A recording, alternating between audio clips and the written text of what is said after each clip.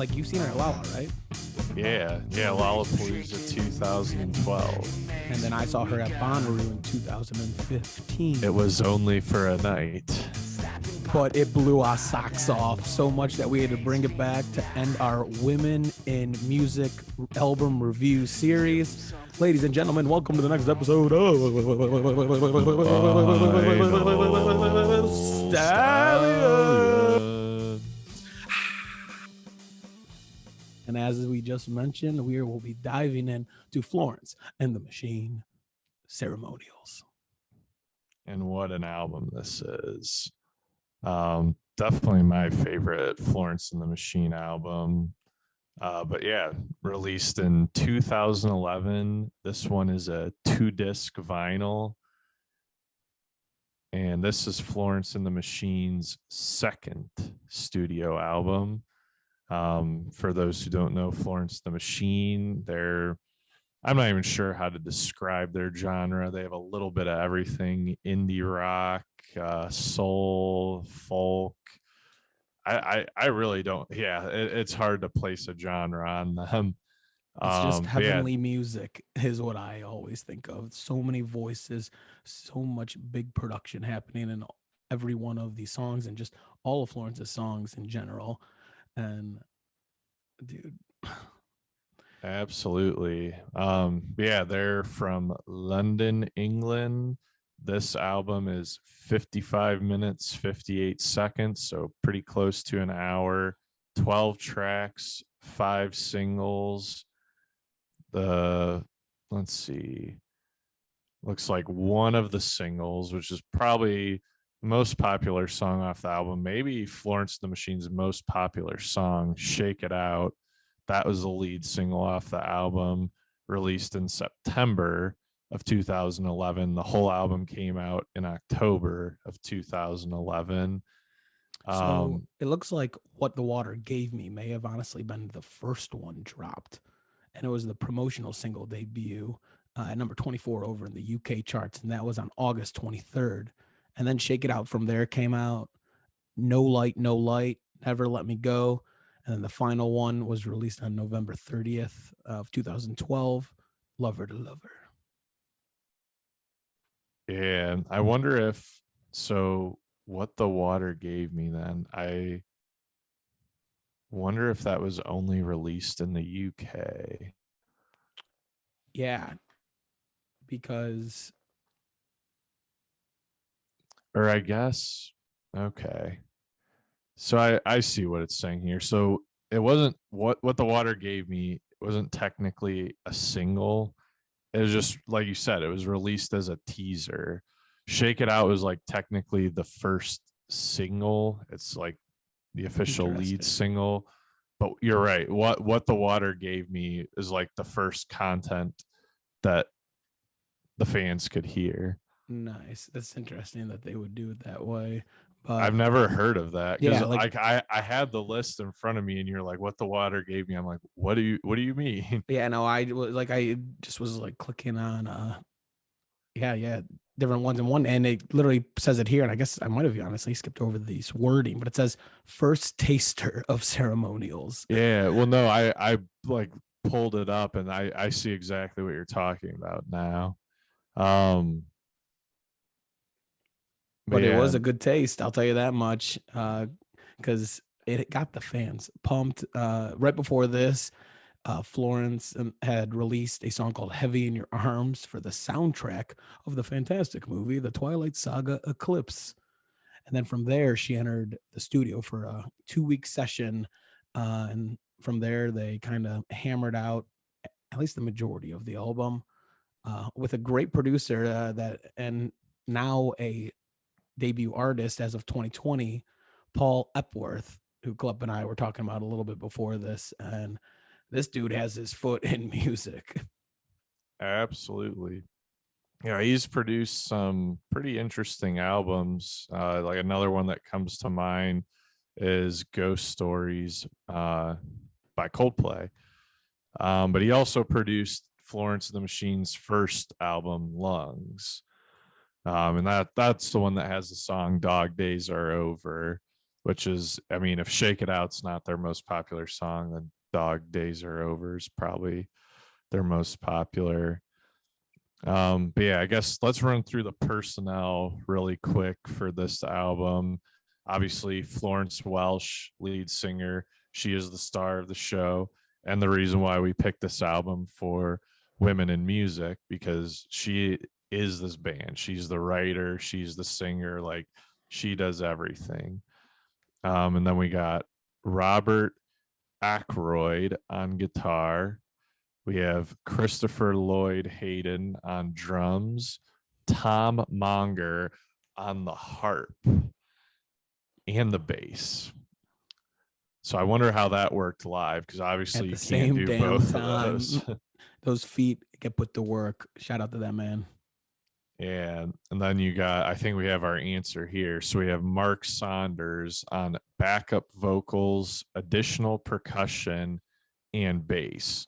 So Nice. I'm gonna have to say, when Tom is playing bass, Mark's probably doing additional percussion, and vice versa. If Tom's on harp, then Mark's probably playing bass. So I bet those two are probably interchanging quite a bit. So we'll have to, when we talk about the bass parts as we go through the album, we'll need to look, because it says who's doing what. So we'll need to see who's who's got what bass part. But then we got Isabella Summers on the piano.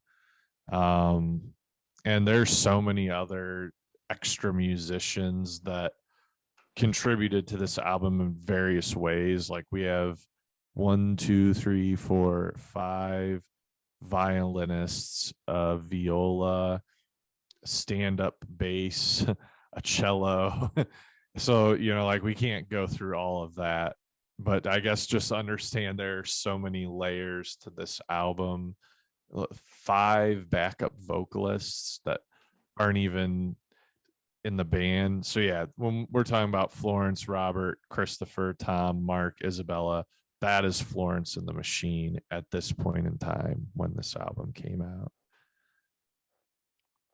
Damn, that is a lot of personnel, but it really paid off. Like I said, I used the word heavenly earlier to kind of describe it. It's just every song, it just kind of takes you, you're listening to this band, Florence and the Machine, immediately.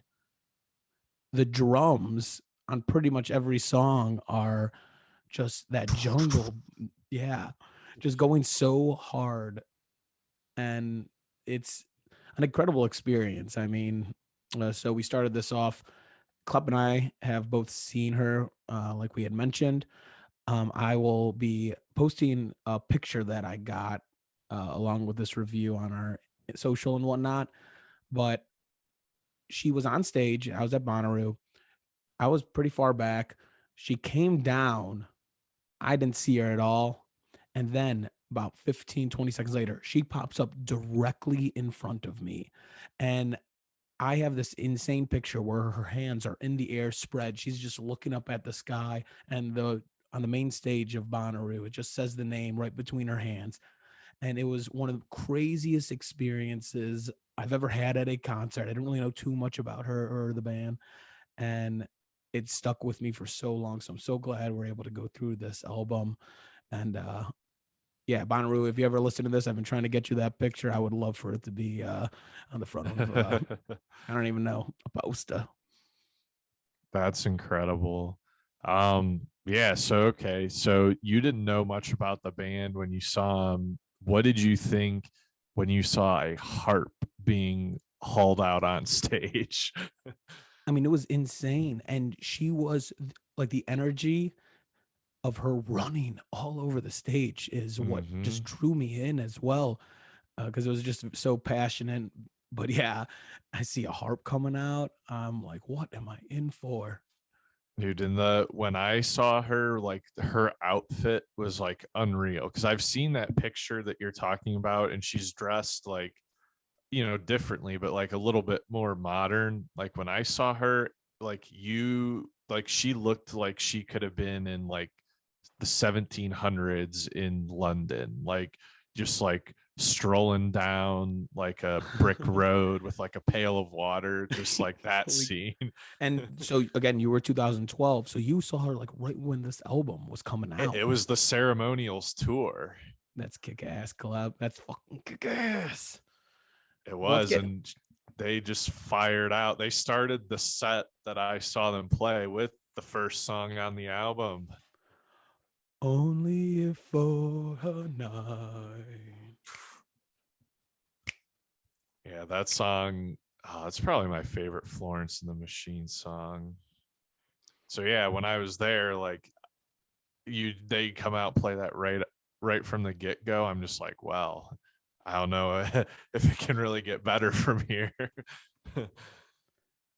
It's such a powerful way to start an album. Uh, like sets the tone. I feel like I say this because these artists that we have been doing with these album reviews are just it's so just on purpose and sets the tone for everything that you're about to experience. Um, and again, the use of multiple voices puts you in that just stratosphere of welcome to the show.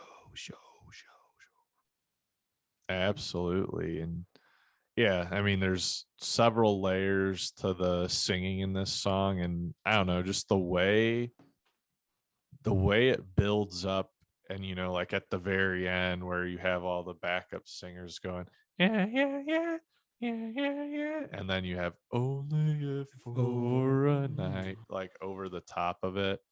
Um, and yeah, hold on, let's see who's playing bass on this one, yeah, that's gonna because be the ultimate there test. there is one part, I'm sure you noticed this too, where like the whole song kind of pauses and then you just have the bass. Yeah, yeah, yeah. Oh, the power of the pause. Um, and while Club's looking up the bass boy, I will say the writers for this were Florence Welch and Paul Epworth also got credit for writing this as well. Wow. So there is no electric bass on this song. It is Lucy Shaw rocking the stand up bass. Loose. Oh man. She's not a member of Florence and the Machine either, which, I mean, again, gets back to the layers because you do the math. What does that tell you? That means Tom and Mark are both doing something that's not bass. Yeah, it's not like they're not just doing Yeah, they didn't anything. sit Yeah. this one out.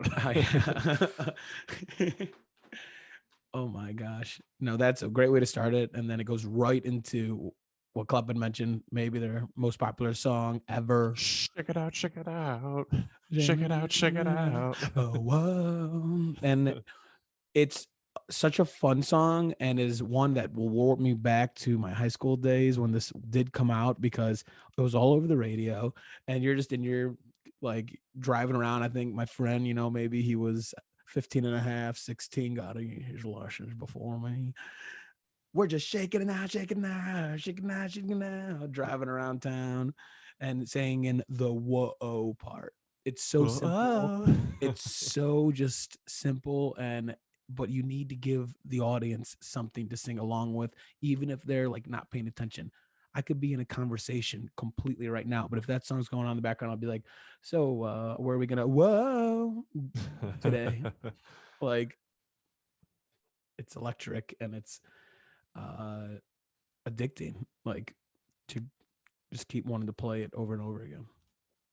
And another thing too, I think it's a classic example of how a band's maybe their most popular song, but if not one of their most popular songs, sounds very different from the core of their music. Like Mm-hmm. Radiohead is another great example. Like everybody knows the song Creep, but if you listen to just pick any Radiohead album and listen to the whole thing, you're like, oh, this is like Creep is the outlier. Like Yeah, most of their stuff is just very like weird and melodic. It's good, but it's just not what Creep is not their typical sound. I feel like that sort of applies here. Like Shake It Out's like very poppy, very upbeat, and most of their stuff isn't. Like most of their stuff is just highly layered, like hits you deep in the feels, a lot of it, and like can be a little bit slower. Absolutely. This one has been described as gothic pop with gospel elements. Yeah, I definitely see the gospel elements for sure. The goth, I don't get because there's nothing really sad or depressing about the song. Although I guess goth doesn't have to mean that. But I Yeah, mean, I know what you mean. But so again, Florence Welch and Paul Epworth get credit for this one. And then Florence actually mentioned in an interview one time that this song was written within an hour, which is pretty just crazy to think about. If you have an idea out there, ladies and gents, run with it. absolutely. Um, yeah. So the next one's probably one of my top three songs off this album. It's hard to pick. I mean, only if For a Night is my favorite, but it's very close for second. But What the Water Gave Me is definitely in contention. It's the longest song on the album, and the ending of it is just absolutely crazy. Dude, that, yeah, the ending just takes you on a ride. Um, the it's interesting enough. So Florence obviously gets credit for this one, and then someone Mm-hmm. by the name of Francis White, British Yeah. musician, songwriter, and producer, gets credit for it as well. And um yeah, and I guess yeah, that's the only song on the album that Francis White is involved in. It says he Um, was in a career, or his career was in a band called the Yip Yip Coyotes, and then formed Brother Beyond with his brother David White in the late 1980s. So definitely been in the scene for a fat minute. yeah, absolutely. Yeah, I don't know. I just can't get over that ending. Lay me Mhm. down, let the only sound And that part is be the honestly overflow. exactly what I'm talking about with the drums. Like it just carries the end of that with the dun, dun, dun. And lay me down. Be the only one. I'm honest gonna blare that as soon as we're done with the shit. Yeah. And I'll probably say that about the next one, which leads us right into Never Let Me Go. And this is just another great example of just how songs can flow together. But I must interrupt and say so, after What the Water Gave Me is the end of side one of the vinyl. Like I said at the beginning, it's a 2 disc. So this is the end of side one. Flip it over, and you're on the B side, kicking it off with Never Let Me Go. And so, I mean, at the end of What the Water Gave Me, it's like somebody took out a giant trout and just smacked you in the face. So you need a little time to recover. And that's where Never Let Me Go comes in. Specifically trout. It's Specifically, just a big fish. That's why I it picked it's a trout. it. And if it's not a trout, I send it back.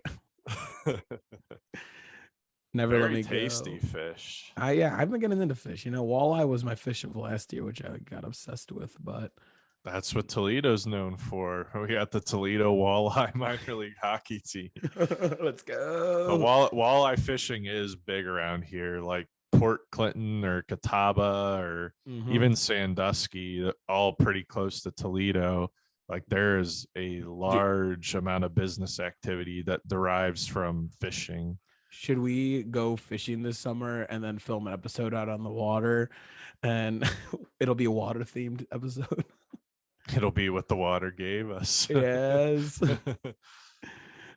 But yeah, so all right. So Never Let Me Go um is another one where when I look at this album, I always like looking at it and being like, okay, which ones do I know? Thought I didn't know this one. As soon as it comes on, I'm like, oh, okay, boom. Another one that just has rocked my world for that last decade. And I guess I didn't know the name of it. And oh man, this song just has so many different feels. Like it just starts off so slow, and it's just like looking up from underneath, and like just very like the music is so slow at the beginning, and then you have like somebody almost whispering just coming in like never let me go, never let me go. And And then like just Florence just comes in just like full belt, just like and the arms of the ocean are carrying me. oh, It's inject so me. good.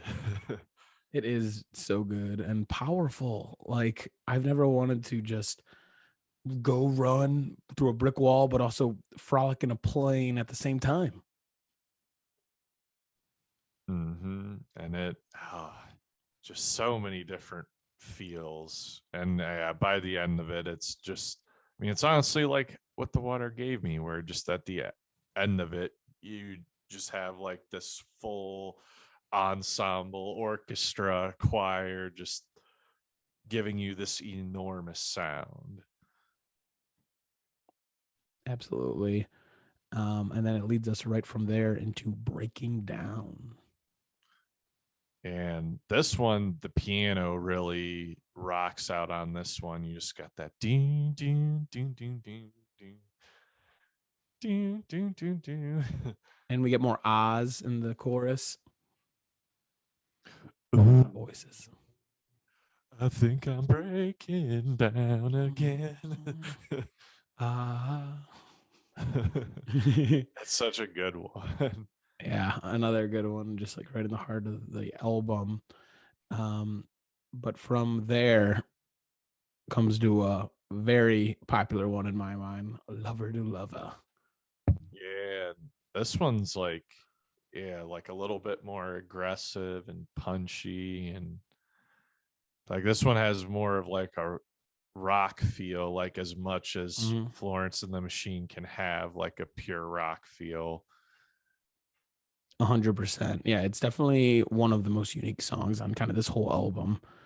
And it's, yeah, just, yeah, like you kind of described, it just sounds like if Florence was born like 40, 50 years before this, this is what she still would have made in the freaking 60s, 70s.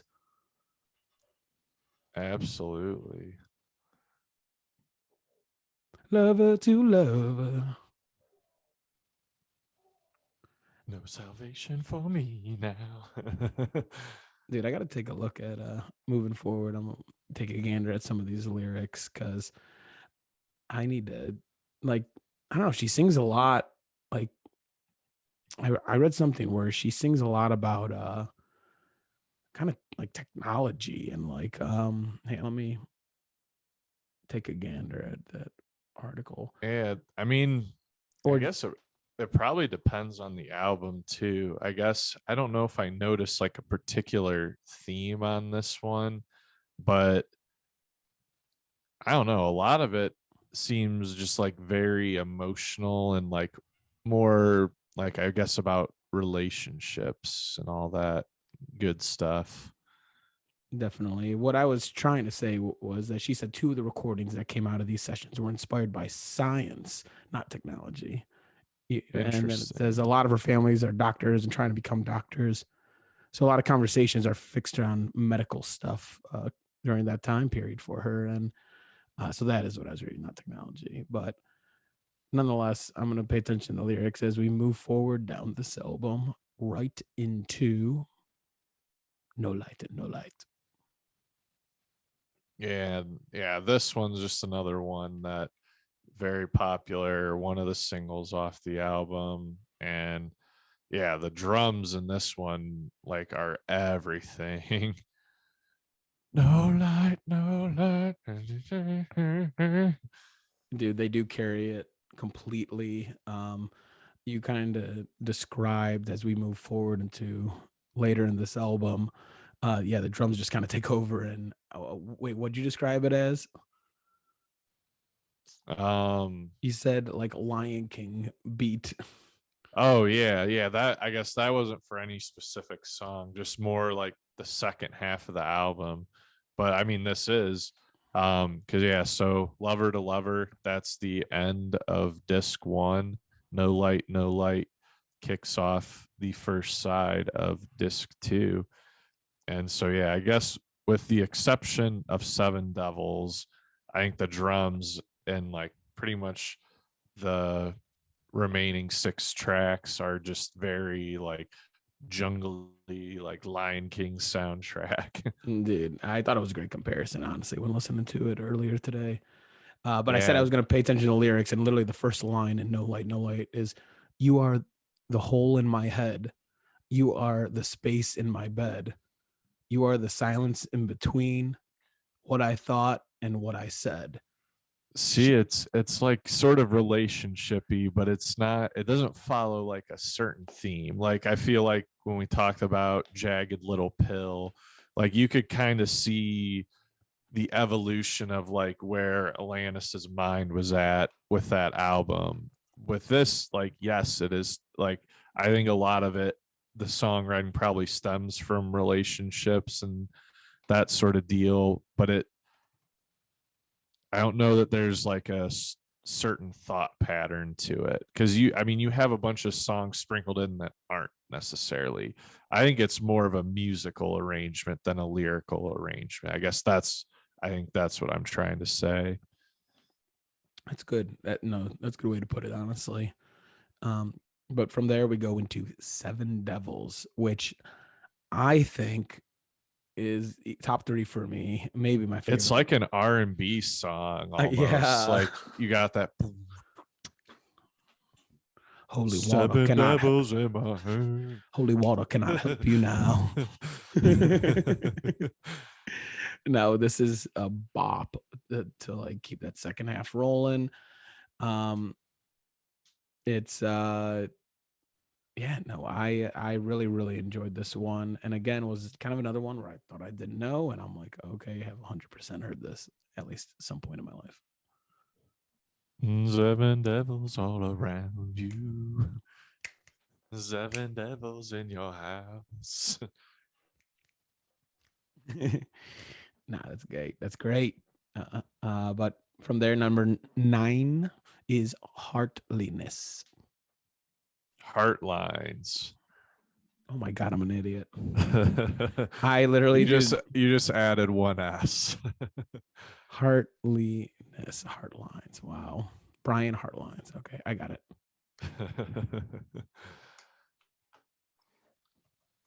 But yeah, this song just sort of like I was saying before, you have like those really jungly drums and just this huge epic sound that sounds like it could be on the Lion King soundtrack. And that's good, dude. Like, I mean, like I said earlier, I really felt that when you talked to me about that earlier. And one of the lines in this is on the sea, and land over land, creeping and crawling like the sea over sand. Still I follow, heart lines on your hand. So it just, Yeah. yeah, it broke down everything in the animal kingdom right there for us. So we got a winner. Hmm. And yeah, this one. So yeah, got to go to the bass now because the bass in this one like is kind of in sync with the drums. Like there's a lot going on. And so on this one, we got Mr. Mark Saunders on the bass. Sandy Saunders. But yeah, just looking through to see if there's any unique sort of layered sounds, but it looks like so. Yeah, they're just a bunch of backup vocalists. No worries. But yeah, just a big song that we'll continue to see as we move forward into this album. With a really cool one that got developed into something even cooler is Spectrum. Yeah, this one, oh man, this one's like towards the top of like favorite songs on this album for me. And also, so Heartlines ends the first side of the second disc. So you flip it over and very last side of the album kicks off with Spectrum. and I mentioned how it got developed. So this song was written again, Florence Welch, Paul Epworth. The band premiered the song during a concert on October 15th, 2011, prior to the album release. It's kind of described as like a down tempo orchestral pop, which I definitely see. Uh, Yeah. but so that's what it is, and you can all go and listen to it. But there was a remix of it, actually done by DJ Kelvin Harris, that was Hmm. released then on July 6th, 2012. And honestly, this is how I got to know this song, was because of this remix. And it's amazing to be able to go back and listen to just what it's from. It's so much fun, honestly, to do that with songs that are remixed by DJs, because you just get to see the mind and how it is developed, but the core of it is still there. And dude, it bops.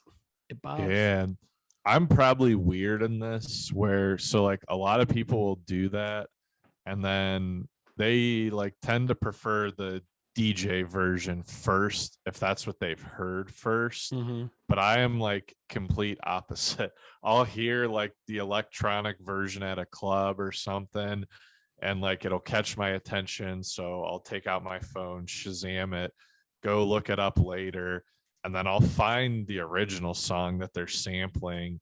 And I will almost always prefer that. And I'll like I'll forget that it was ever remixed or I mean, anything. it is. I mean, hey, it is all for that.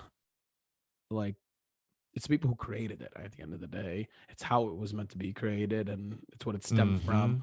Mm-hmm. Um, but yeah, no, I I understand both sides of it as well, because uh, I'm honestly more on your side as well. Like with old ones, I'm like, think of a new idea or whatever, just do this. But then I don't know. They're keeping songs alive in my mind, for another generation to go and do a TikTok to it. true. But yeah, I just love like when Florence's singing comes in and just like say my name. That's I don't know. It's awesome. just awesome. No, it is. Yeah, no, definitely one of my top ones as well. But from there, number 11, All This and Heaven Too. And another good one starts a little slower, but really picks up towards the end, sort of in the ilk of What the Water Gave Me or Never Let Me Go.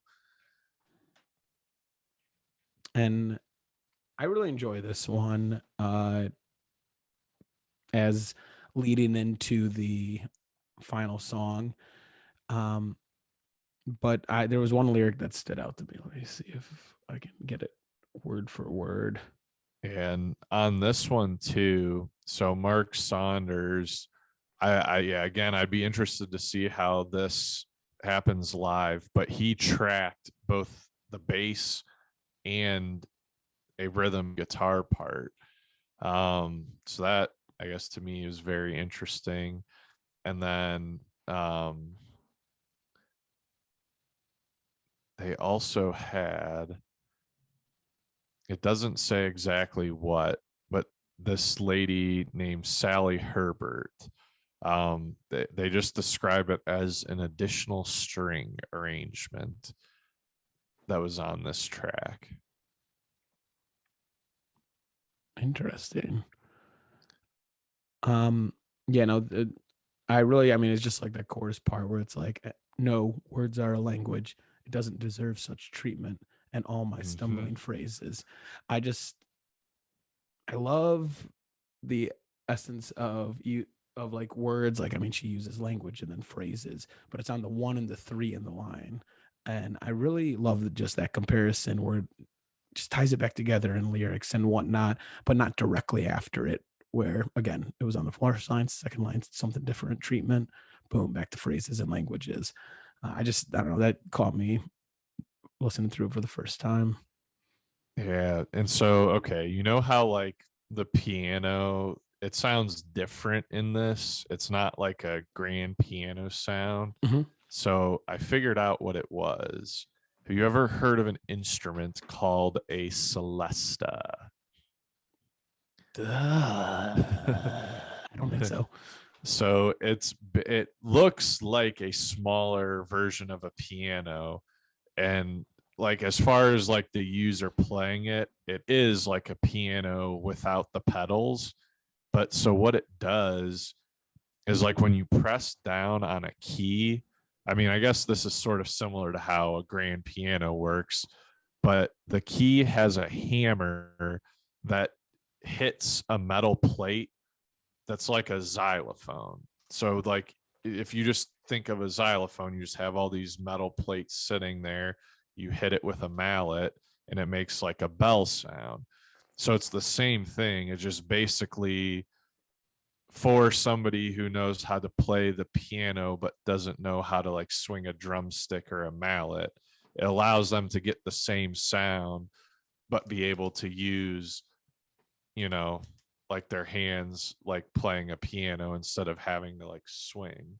Interesting. No, I did not know that. That is great information, and uh, I don't know, very cool concept, honestly. Yeah, it's the only track on the album where this instrument is used. Yeah, it's a very unique instrument, and of course, it doesn't work the other way. Like if you only know how to play drums, there's no there's no instrument that converts you hitting things into notes. You need the piano from Big where you can just hop across it. Yeah. That's the next best thing. But man, it leads us to the last song on this wonderful, most beautiful album, "Leave My Body." Yeah, and this one's like kind of dark, kind of has like a spooky just vibe to it. Yes, dude, it does. It is kind of just talking about like how she doesn't. I mean, everything. Just I don't need a husband. Don't need no wife. I don't need the day. I don't need the night.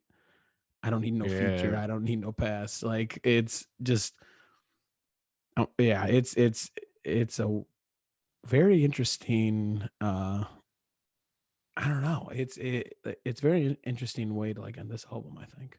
yeah, it is very emotional, and it's almost like I don't know, like she's just like not happy with herself because like I'm Yeah. gonna leave my body, I'm gonna lose my mind. Said And I'm gonna leave my body. It's like pulling me down. yeah, It's yeah, pulling me exactly. down. Wrong. It's not. You are beautiful, Florence. Yes, and so is your music. I know. Like you think, I mean, I said it's an interesting way because Ceremonials is the name of the album. It's a Hmm. ceremony of celebration and whatnot, but kind of like what we just described. It's like pulling her down, and uh, I would think it would be a joyous celebration to kind of close this out. Um, but Well, it's interesting you say that. So the only time they say ceremonials on the album is the very first yep, track, and she's talking about I did cartwheels in your honor, my own secret ceremonials. yeah, yeah, So shit. it's interesting you say that, like jumping for joy, and like that's That is sort the of first like ones. All right, so cartwheels in your honor. so there we go. It started off as a ceremonial, and then it worked its way all the way through this path, and then set her up for that third studio album. Uh, but it was like this, like listening to this all the way through was probably one of the most fun ones I've ever done. Not even just obviously on the show, but in general. Uh, Again, because everyone out there knows Florence immediately when it gets put on. Hmm. But to take some deep dives into it, to get flashback to when this first came out and being like, holy shit, I heard this from Calvin Harris, or holy shit, I heard this on the radio. We're walking past Subway or something. And um, another thing too, it's like we talked about this on previous album review episodes. There can never just be a single fucking release. Like I'm just looking through here. We got the fucking 2012 digital deluxe edition bonus tracks. We got the Japanese edition bonus tracks, the non-US deluxe edition bonus disc, the Belgian and Dutch limited festival edition bonus disc, the Australian limited edition bonus disc. You need to cash in on this. That's what they're doing, baby. Cash in. I know. It's funny because like the thing is, like when you go to listen to it on Spotify, it almost never has it will have the original like album, but it almost always has one version of the deluxe edition or bonus disc. It almost always has those tracks thrown at the end. Yeah. So it's like almost every time you got to look it up ahead of time and be like, all right, where do I need to stop listening? So I know, like, where does the album actually end? Dude, that happened with me. I think when we were doing Nevermind, I was like, what in the fuck? Yeah, there is one version they have there on Spotify that has like all these different demos and stuff. And yeah, the Tina Turner one was a mess. Spotify does not actually have a version on there that has the tracks correctly ordered. They have like 3 different versions and neither of them are the one. Well, we've been at this Women in Music series for a minute. We really wanted to focus when we started this thing up to get like 6 albums a month in. But as you guys all well know out there, that we've just been creaming it with the sit downs and people have just been wanting to come on. We've had some great conversations. But we have officially wrapped up our Women in Music series. Shout out to the women. Shout out. Absolutely. Yeah, those were 6 killer albums. I guess let's just recap them really quick. So we had Alanis Morissette, Jagged Little Pill. We had Tina Turner, Private Dancer. Obviously, we just did Florence the Machine, Ceremonials, Happier Than Ever by Billie Eilish. Who am I forgetting here? You are forgetting Dreamboat Annie, Heart. That's right. Oh, that was a great one. And you are also forgetting, these are your choices. Alicia Keys, Songs in A minor. That's right. It's all right. You've shown me them. I've shown, actually, the albums I chose, I really didn't listen to all the way. Like I said, Billie Eilish was the only one I did before. But it was a very awesome. We picked them from all different decades, kind of all different styles and whatnot. Yeah. Dreamboat Annie was new to me too. I had only heard like Magic Man and Crazy on You ahead of time. Yeah, no. I mean, this was freaking awesome. I really love doing these series. We established before that we were gonna do a Red Hot Chili Peppers John Frusciante series. Club, we stick with that? What do we think? I absolutely think we should do it. Like we love those albums so much. That was rhetorical as shit. Of course we're diving into it. And I think we should just find out right now what we're going to be doing. I have them all over here in a hat. All right. So for the folks, we got Mother's Milk. We got Blood Sugar Sex Magic. We got Californication, By the Way, and Stadium Arcadium in that order. And of course, if you didn't see it already, we've already done our album review of the newest Red Hot Chili Peppers album, Unlimited Love. We're getting ahead of it already. Let's freaking go. All right. So for the second album review in the John Frusciante series, we will be rolling with, drum roll please,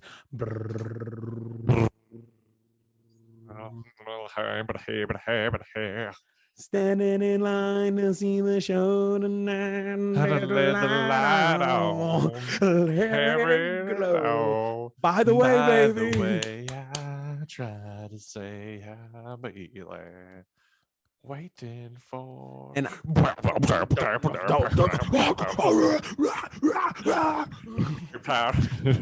shit! I fucked up everything.